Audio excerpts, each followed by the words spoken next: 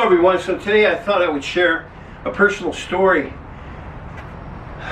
of my life in the past with Guru Rudy Terlinden. This is my story. This may have not been told to anyone else, but I want to share this with you.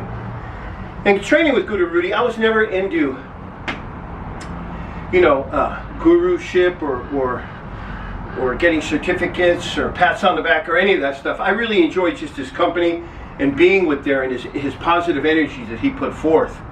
He was a really special guy. Very different. Maybe some of you heard of what I'm about to say. Maybe you never heard it before. But this is what happened one night when I was with him. Prior to that, talking about jurus. You know, when we were learning jurus, especially me, he would pump those jurus out like the snap of my finger. I would do one, I learned one, he would tap me on the shoulder. Mike, you ready for two? I go through two, I go through three. You go, Mike, you ready for three? You ready for four? You ready for five? It was like that. I had a friend I brought there. I have his video still. And he actually learned the 16 jurus in a straight line. He learned them in less than 2 weeks. Now mind you, they're rough. They're not perfected. But he still learned the straight line, the goddess lotus, in about 2 weeks or less. Anyways, so here I am. And I'm going through the jurus and so forth. And Guru Rudy knew I had a school on Colorado Boulevard in Eagle Rock. He actually came by a couple of times. I believe it was twice and taught class there.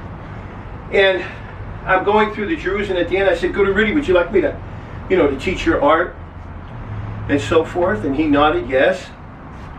And then out of the clear blue he said, Mike,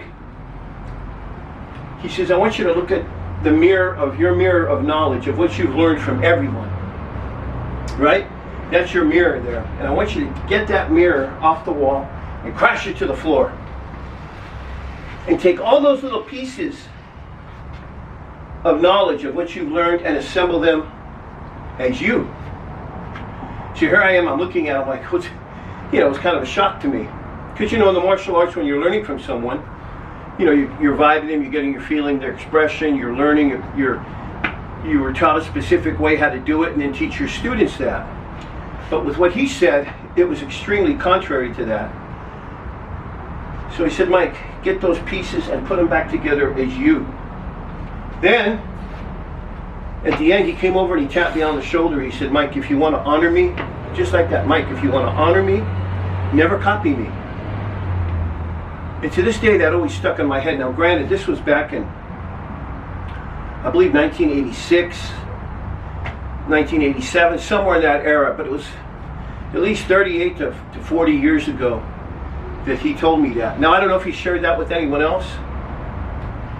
I don't know if that was just something that he laid on me for that particular time, that knowledge or that saying he gave to me. And I've always remembered that. Always. It was a special time, and I call that the broken mirror. That's what I'm going to call this video, the broken mirror. Because his knowledge and his expression and his understanding of motion was really cool. It was very unique. He had a great way about him. I miss him.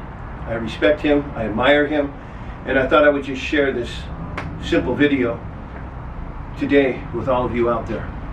Stay strong, everyone, and I'll speak to you soon.